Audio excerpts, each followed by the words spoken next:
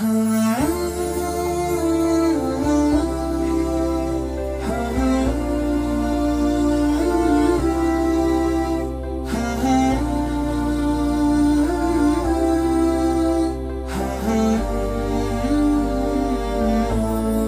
Break کے بعد پھر ہم آپ کے سامنے قرآن اور زندگی پروگرام میں آپ کا خیر مقدم کہتے ہیں۔ ہماری گفتگو چل رہی تھی انفاق کے بارے میں۔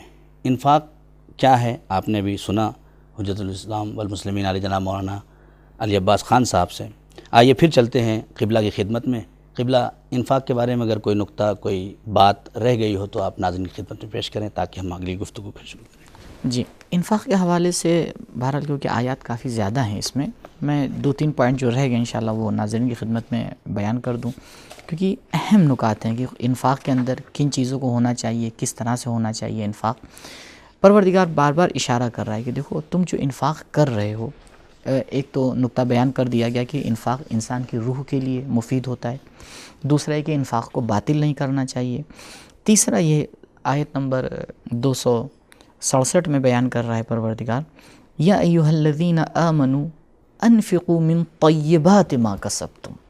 یہ ایک اہم نقطہ انفاق میں، کہیں ایسا نہ ہو کہ جو ہم خدا کی راہ میں دے رہے ہیں، جو بچا ہے، کھچا ہے، رہ گیا ہے، اب ہمارے لیے قابل استعمال نہیں ہے، ٹھیک ہے اسے بھی دے سکتے ہیں آپ، لیکن ایک حصہ اس مال و دولت میں تو ایسا ہونا چاہیے کہ جو جب ہم دیں تو ہمیں لگے کہ ہاں ہم نے کچھ دیا ہے، جو ہم یوز کرتے ہیں۔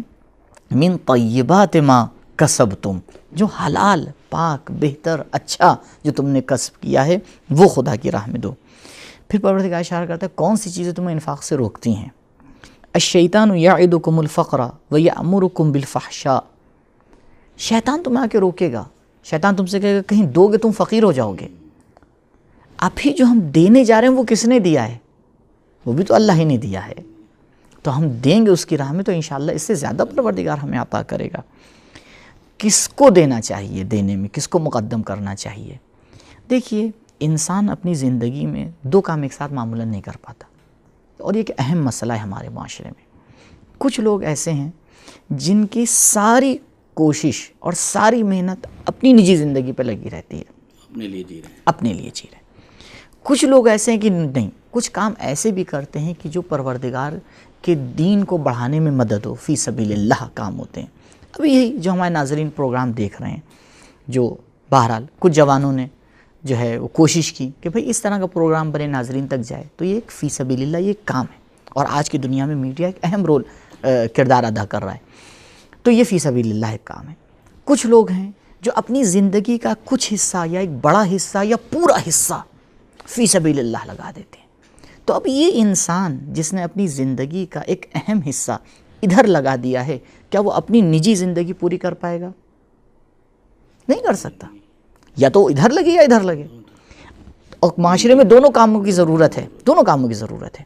تو یہاں پہ سوال یہ اٹھتا ہے کہ یہ انسان جس نے اپنی زندگی کو اللہ کی راہ میں لگا دیا ہے، جو اس کی اپنی فردی زندگی ہے، نجی زندگی ہے، یہ کیسے پوری ہوگی؟ پروردگار نے یہ انفاق اسی لیے رکھا ہے۔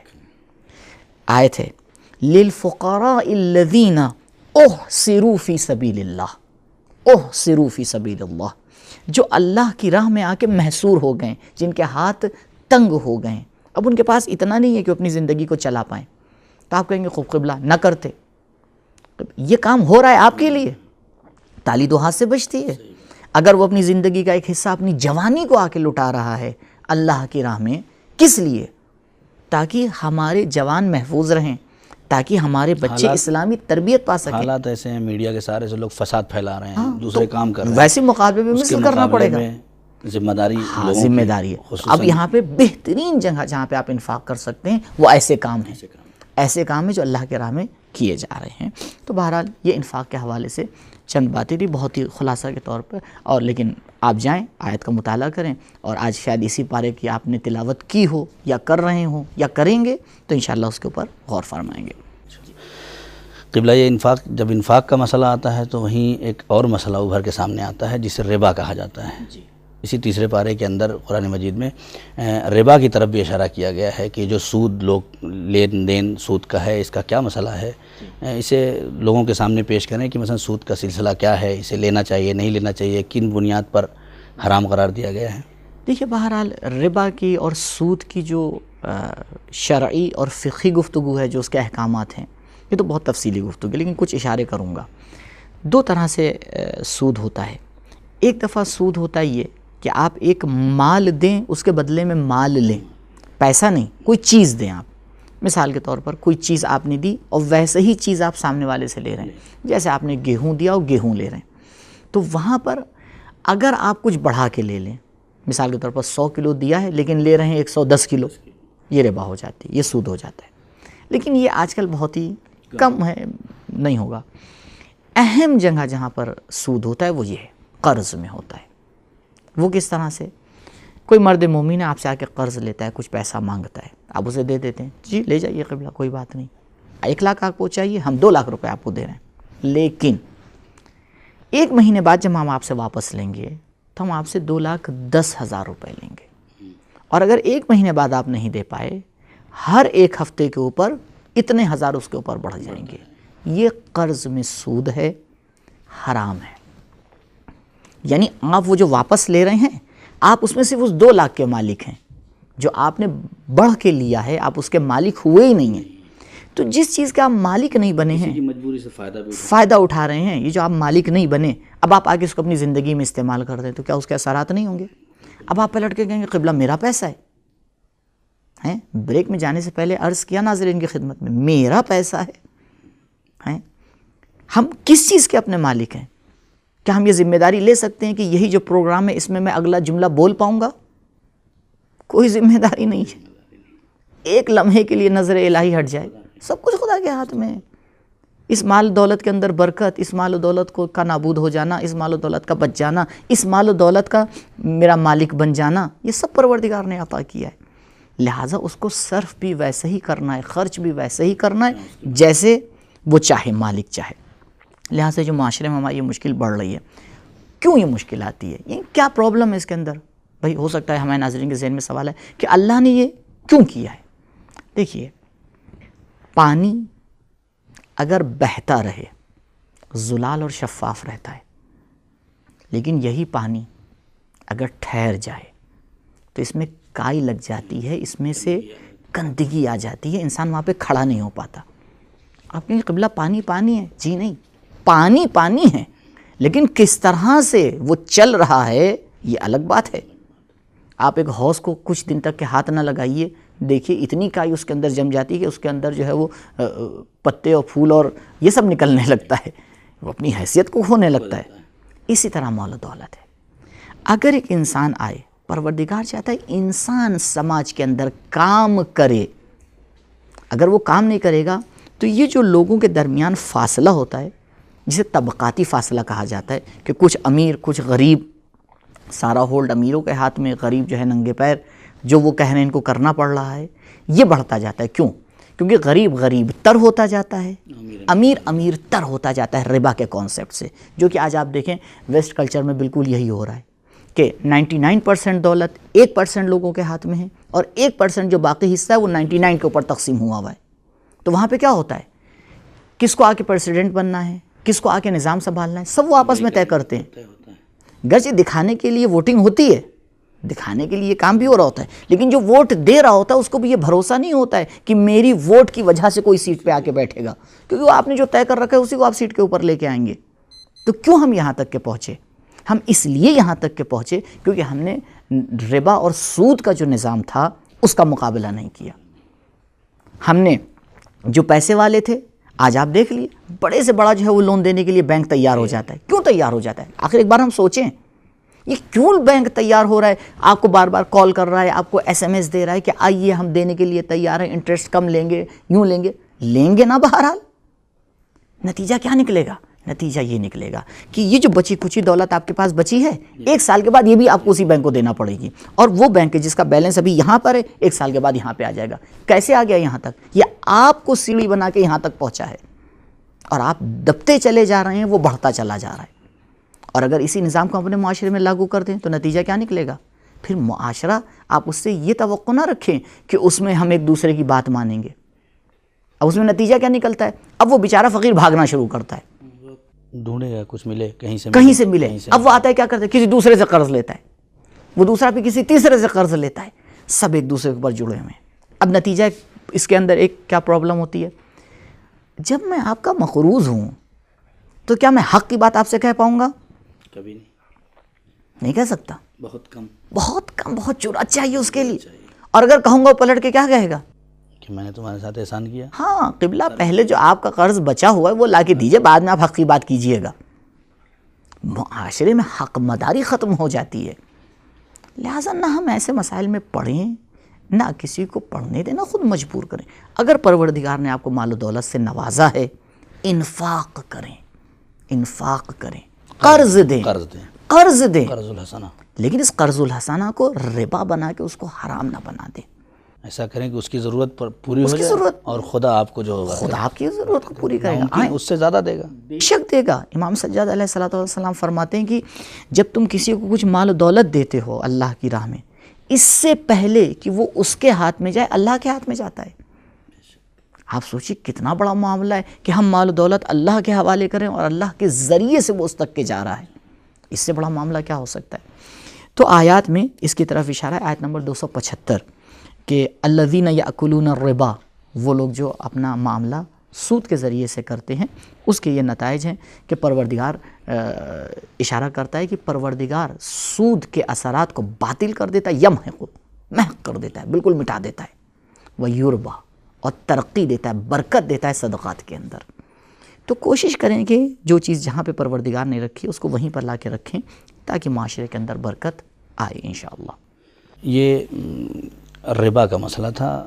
تو ربا کے ذریعے سے جو ہے وہ قوم اور معاشرہ جو ہے وہ اپنا توازن کھو بیٹھتی ہے. لہٰذا بہت سی ایسی چیزیں پیدا ہو جاتی ہیں معاشرے میں کہ انسان سمجھ ہی نہیں پاتا کہ کس طرف جائے، کیسے بچے، کس طرح سے اپنے آپ کو محفوظ رکھے.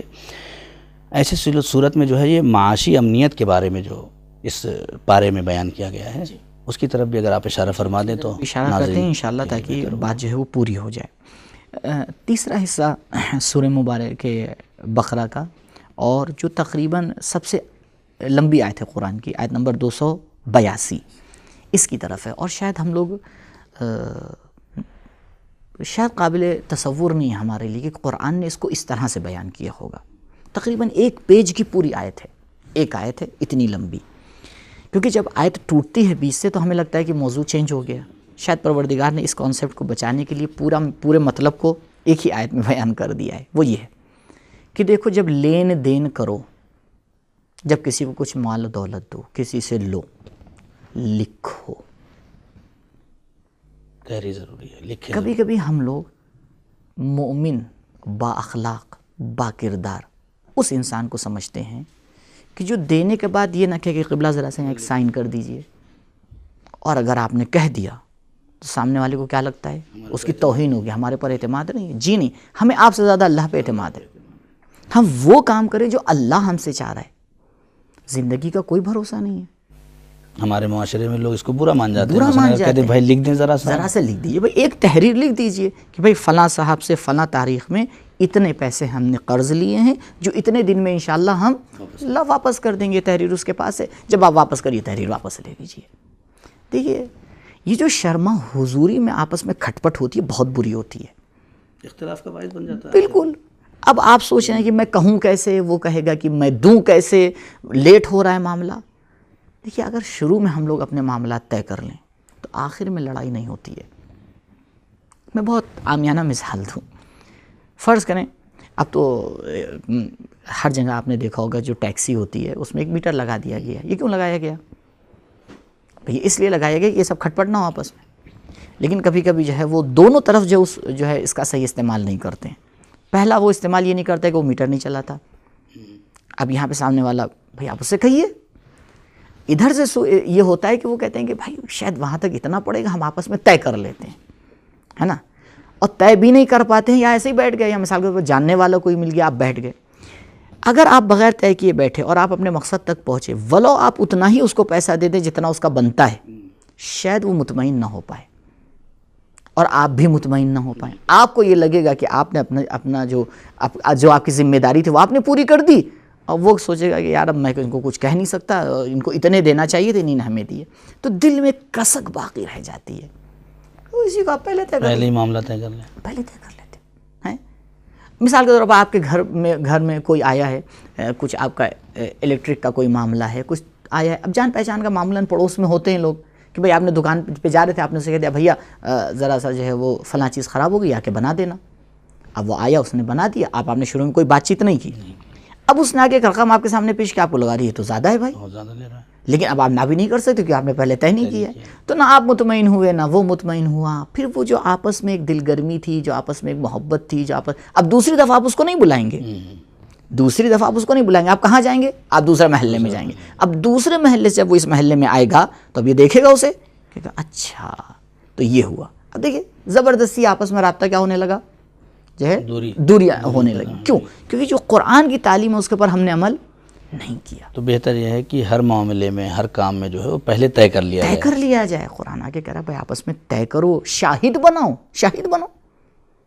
وصیت کے لیے کتنی تاکید کی گئی, شاہد بناؤ, کہو آ کے. کیوں؟ تاکہ یہ جتنے بھی نگیٹو اس کے اندر پوائنٹ پائے جا رہے ہیں وہ سب خود بخود پہلے سے ختم ہو جائیں. لہٰذا شفاف ہونا معاملات کو, ایک دوسرے کی بات کو روشن ہونا, یہ بہت ضروری ہے کہ سورہ مبارک بقرہ میں اس کی طرف تفصیل سے اشارہ کیا گیا ہے. شکر گزار ہیں آپ کے قبلہ, آپ نے بہت ہی اچھی گفتگو ناظرین کے سامنے پیش کی ہے. بہت بہت شکر گزار ہیں آپ کے. ناظرین انشاءاللہ ہمارا پروگرام قرآن اور زندگی کے تیسرے پارے کے معارف آج یہیں پہ تمام ہوتے ہیں. انشاءاللہ پھر دوسری نئی گفتگو کے ساتھ آپ کے سامنے حاضر ہوں گے. جب تک کے لیے خدا حافظ. دیکھتے رہیے گا ہمارا پروگرام قرآن اور زندگی.